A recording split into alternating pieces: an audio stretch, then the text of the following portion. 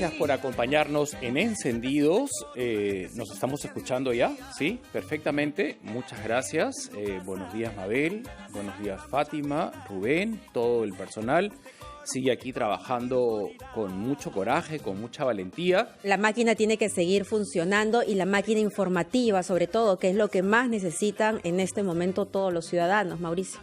Una máquina con alma, que es lo que se necesita en estos días, ¿no? Tener un alma muy entonada con lo que estamos viviendo, porque ningún país lo ha experimentado antes. Si le quitamos espíritu a esta lucha que todos hemos emprendido, va a ser imposible ganarla o mejorar la turbulencia que se nos viene presentando, que nadie la ha vivido, ningún país. Yo en ese sentido, Mabel, quería compartir contigo el titular del diario El País de España.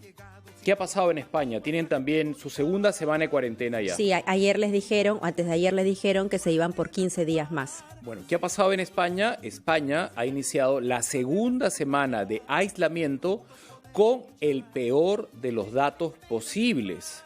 La muerte de 462 personas en 24 horas. ¿Cuántos fallecidos hay en España? 2.182. ¿Por qué citamos esto? Porque nosotros no queremos llegar nunca a perder esa cantidad de peruanos en 24 horas. ¿Qué podemos hacer? Así de elemental es la pregunta a todos los peruanos que nos están escuchando.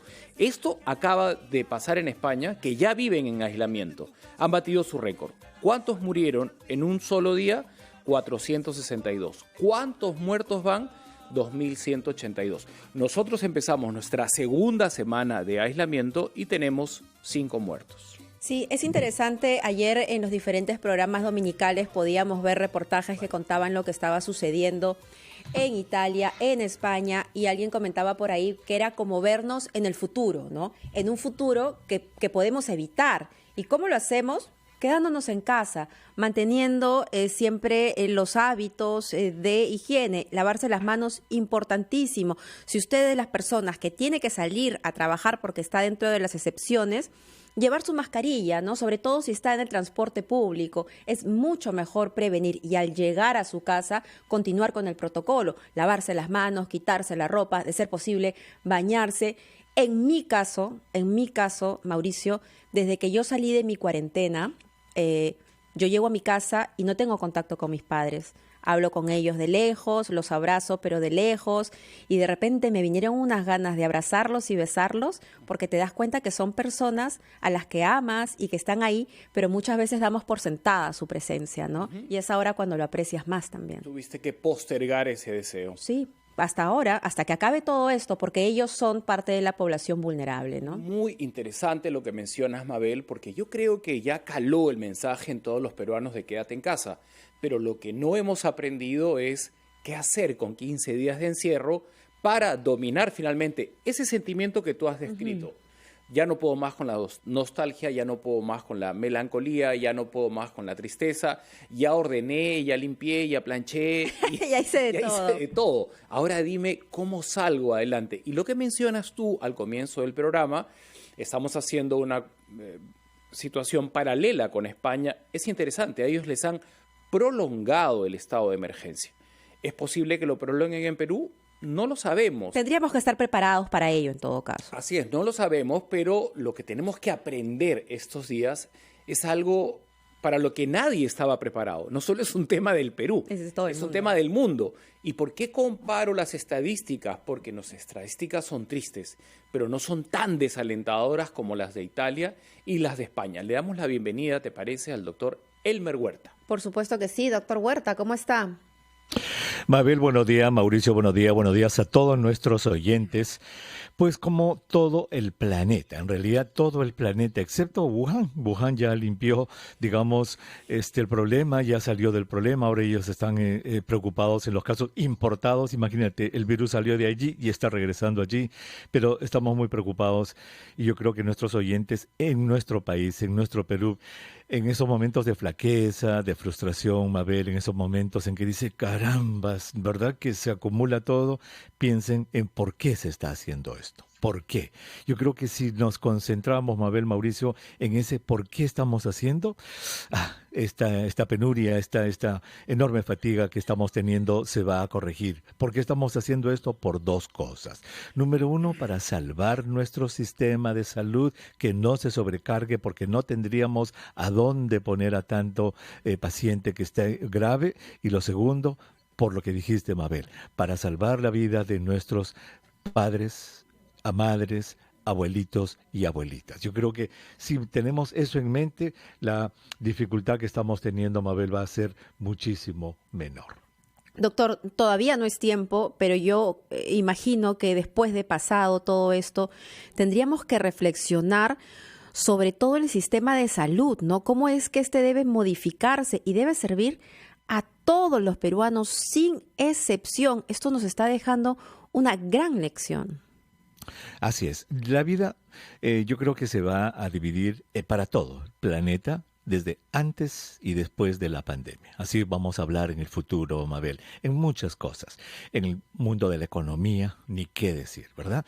Y digamos, debido a que todos los países del mundo están afectados en su economía, eso, entre comillas, no sé qué dirán los economistas, puede ser hasta una ventaja, porque todos van a empezar de abajo, todos los países, todos.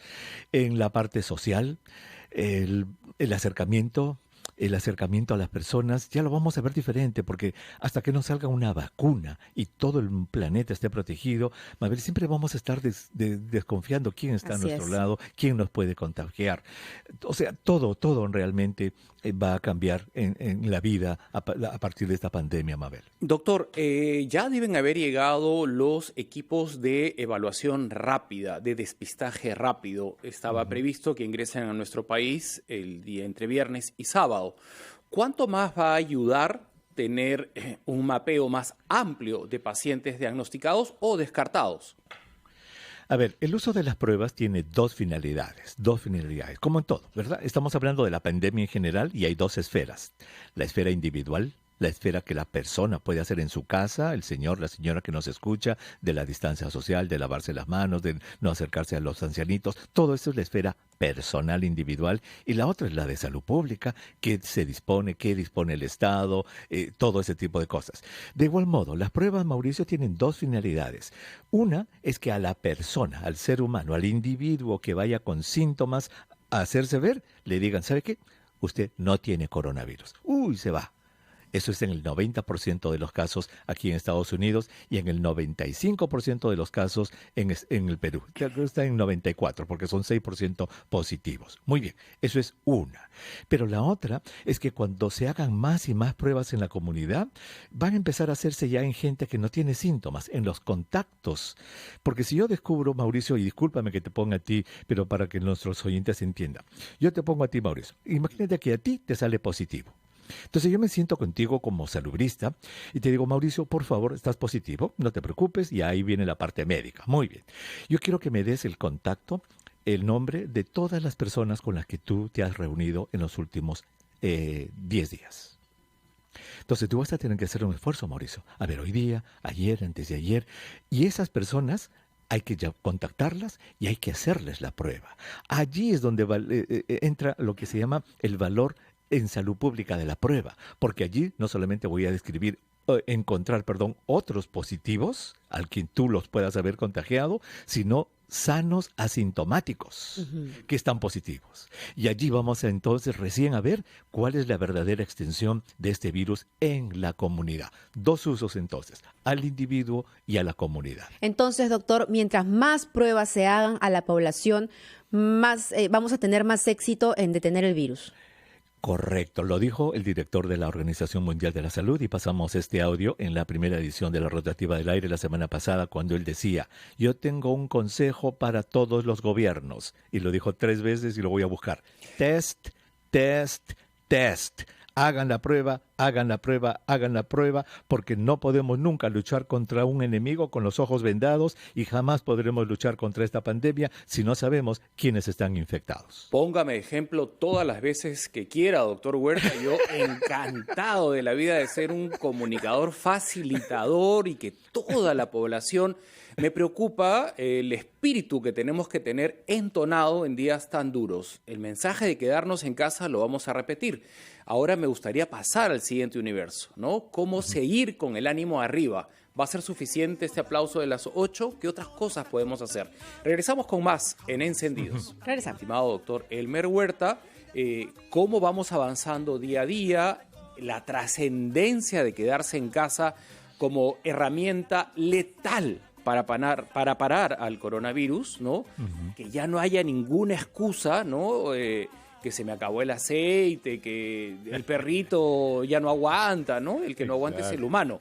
No estamos subestimando lo duro que es quedarte en casa con esta medida. Más bien queremos, en la medida de las posibilidades, tener mucha conciencia de presente. Empezamos a especular qué va a pasar con la economía, yo iba a hacer esto, yo iba a viajar, yo iba a tener, pero el presente es el que nos está finalmente dando la salud que necesitamos. El exceso de futuro, doctor Huerta, me parece que siempre genera ansiedad. Yo no puedo controlar el futuro. Yo puedo salir de la radio con un scooter, que es el que estoy usando todos los días, y morir en un accidente solo, sin que hayan carros, ¿no? Y me generé una ansiedad por mi futuro, de que la economía mundial no va a haber plata. Eso es innecesario. Correcto. ¿Cómo podemos ordenarle a nuestra mente, doctor Huerta, que se conecte solo al presente? De hoy hasta la noche. Y mañana no se sabe.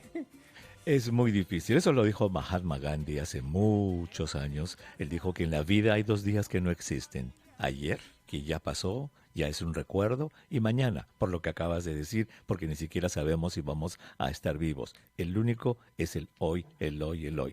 Y hay una anécdota que alguien me contó, obviamente es una ficción, pero que ayuda más o menos a ubicarse en el hoy.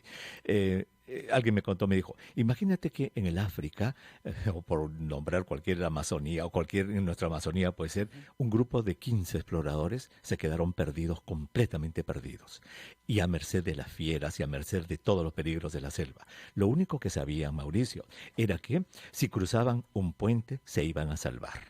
Entonces caminaban los 15 y en eso uno preguntaba, ¿no? ¿Y cómo será el puente aquí? Y otro contestaba, ¿cómo va a ser? Pues tiene que ser un puente delgadito, pequeño, porque aquí no hay grandes construcciones. Entonces otro decía, entonces yo tengo que pasar primero. Y el otro decía, no, porque tú, yo soy el que mal. Y peleaban y no se daban cuenta que en esa pelea se los estaban comiendo uno a uno. ¿Por qué? Porque ni siquiera veían el puente que iban a cruzar y ya estaban peleando por ese puente, proyectándose a un futuro inexistente. El puente se cruza cuando se llega a la orilla del río. Ese es el mensaje y hoy día los peruanos tenemos que cruzar este puente del 23 de marzo con ese optimismo que estamos controlando este virus, con esa esperanza que lo vamos a controlar, Mauricio, porque hoy es el único día que existe. Vivir el día a día, doctor, eso es lo que tenemos que hacer en este momento. Pero en ese sentido también tenemos que ver qué es lo que están haciendo las autoridades. Nosotros estamos poniendo de nuestra parte, estamos racionalizando esta situación para vivir el día a día, pero lo que están haciendo las autoridades es suficiente para evitar que más personas se contagien, que colapse el sistema de salud. ¿Le parecen acertadas las decisiones? A mí me parece muy bien. Me parece que hemos reaccionado. Mira, Mabel, después de la batalla todos son generales. Sin duda. Después del partido de fútbol todos son entrenadores. Que por qué no metió al número 5, que mira ese puntero, qué sé yo. Entonces, cuando ya ha pasado todo esto, la gente no miraba esto. Esto estaba lejos, esto estaba en la China. Ya cuando empezó a ponerse en Italia, en el mes pasado, ya las cosas empezó a cambiar y ahora ya lo tenemos entre nosotros. Entonces, yo pienso que la medida de esta cuarentena obligatoria es fundamental, ha sido valerosa y ha sido a tiempo y la hemos hecho bien. Ahora falta la segunda parte, que es lo que hemos hablado hace un rato de las pruebas. Ese test lo tenemos que hacer y así vamos a yugular a este virus. Ahora, esto no significa, Mabel, esto es muy importante, no significa que no nos vamos a enfermar los peruanos, no. Lo que significa es que no nos vamos a enfermar de golpe, de sopetón, de un momento a otro, y que tengamos tantos enfermos que no tengamos a dónde ponerlos. No, el virus va a entrar, como va a entrar a todo el mundo. Se calcula que 70% de la población mundial en algún momento se va a infectar, pero ¿sabes qué? Va a entrar lentamente, semana a semana, para no sobrecargar nuestro sistema de salud. O sea, yo pienso que sí se está haciendo bien, el nuevo ministro lo he escuchado, tiene esta mañana y tiene un plan muy bien centrado en los dos pilares, en el pilar de lo que es el aislamiento social y en el pilar de las pruebas, y eso es lo que ha hecho Corea del Sur, eso es lo que ha hecho Singapur, eso es lo que ha hecho Japón. Los que han vencido han hecho esas dos cosas. Ahora que vienen los tests, y ya deben estar dentro del país, estos tests rápidos, y usted menciona test, y nos aferramos a eso. Lo que nos dijo usted, doctor Elmer Huerta, y también lo escuché de funcionarios de la Organización Mundial de la Salud, es quedarnos en la casa, que la prueba llegue a la casa, la hacen en la casa, se la llevan y no ir al hospital. Lamentablemente estamos en un proceso todavía, y pienso que la vida es así, un aprendizaje constante. El paciente de 69 años se fue al Revalidati, regresó, no conoció el resultado y falleció en casa. Ahora con más test, ¿de a dónde podríamos sacar, no sé si existe la palabra voluntario, porque va a llegar un momento en que no se van a poder abastecer para ir a las casas y estar contenidos, no ir nosotros a un lugar e infectar a otros, ¿no? ¿Se puede hablar de voluntarios? ¿Los bomberos podrían recibir una capacitación sumaria para abastecernos en todo el Perú? No pensemos solamente en Lima, sino en todo el Perú. Buena pregunta. Mira, en Corea, en esos países, era personal de salud, personal de los departamentos de salud que iban, eran profesionales de la salud, pero leí también que eran estudiantes de medicina, estudiantes de profesionales de la salud. Entonces, de repente, obviamente, y para eso el ministerio, quien quiera que los vaya a usar como voluntarios, tiene que darles toda la protección necesaria, las mascarillas, los guantes, etcétera, para que vayan bien armados también de protección, porque no es cosa de mandarlos así por así. Pero yo creo que sí, el ministerio debe estar ya pensando en eso que se llama el capítulo de recursos humanos de la campaña de pruebas masivas, Mauricio. Es decir, desde la experiencia vivida en China, sí se tuvo que armar una brigada de estudiantes de medicina del último año que ayudaban a tomar las pruebas, y otras profesiones afines, pienso, enfermería, bomberos. En fin, porque exacto, es inminente que va a llegar el día en que no nos vamos a abastecer y vamos a colapsar. De hecho, no nos estamos abasteciendo, ¿no? Por eso es que las quejas de las personas cuando llaman al 113 también se va a disponer de más recursos para que hayan más personas. Para que no se congestione, y obviamente creo que solo en Perú han habido tantas personas dándole mal uso a la línea y haciendo tantas bromas. Que están siendo sancionados. Van a ser sancionadas, pero es que eso solo pasa en nuestro país, ¿no? O sea, se pierde. Bueno, gente tonta hay en todos lados, Mauricio. Común, pero no sé por qué se ha multiplicado últimamente acá, Mabel, ¿verdad? O sea, realmente eso de usar la central en el tono que le han venido usando, condenable. No ha pasado con esa intensidad en otros lugares. Pero justamente, Mauricio, aprendiendo de otros lugares, importantísima esta reflexión del doctor Elmer Huerta. Las brigadas de estudiantes de medicina del último año, enfermería, bomberos, para adelantarnos al cuello de botella del testeo de ciudadanos, ¿no? Exacto. Hay otro asunto, Mauricio, que brevemente quisiera tocar. Es el que muchos de nuestros oyentes de repente en este momento la están pasando. ¿Cuál es? Que hoy día, lunes, alguien amaneció un poco afiebrado, con dolor de garganta. ¿Qué debe hacer? ¿Qué debe hacer en su casa esta persona? ¿Debe entrar en pánico y decir, me agarró el corona y salir disparado? No. Digamos, igual que recordemos el dato fundamental que lo hemos repetido en todos los programas de RPP Noticias. De acuerdo a los estudios chinos, y se está reafirmando con los estudios norteamericanos e italianos, alrededor del 80% de la gente que se infecta o no siente síntomas o siente síntomas muy leves. Esos no van a los doctores porque no les molesta mucho. Más o menos 15% de las personas sí tienen síntomas más intensos, más dolor de cabeza, la fiebre alta es muy importante, la tos persistente es sumamente importante, y entonces ellos sí van a los doctores. Y el 5% también hemos dicho que se va a complicar, son los ancianitos, las personas de cualquier edad con riesgos de defensas bajas, etcétera. Entonces, sabiendo que el 80% de la gente va a tener síntomas leves y el 15% más o menos moderados, pues que se queden en la casa. No necesitan salir a una emergencia a contagiar al resto si tuvieran el coronavirus. Entonces, que se quede en la casa y obviamente llamar al 113 para ver si es que alguien va a hacerles la prueba, no desesperarse por eso, porque acá hay otro asunto. Mucha gente, y lo entiendo, ¿eh? No piensen que no lo entiendo, se desespera porque le hagan la prueba a los primeros síntomas. La respuesta es, señora, señor, ¿en qué va a cambiar que usted sepa que tiene el coronavirus? Aparte, obviamente, de saber que no va a contagiar a los demás y que se va a poner en cuarentena, que es muy importante. En tratamiento, en nada, Mabel, en nada.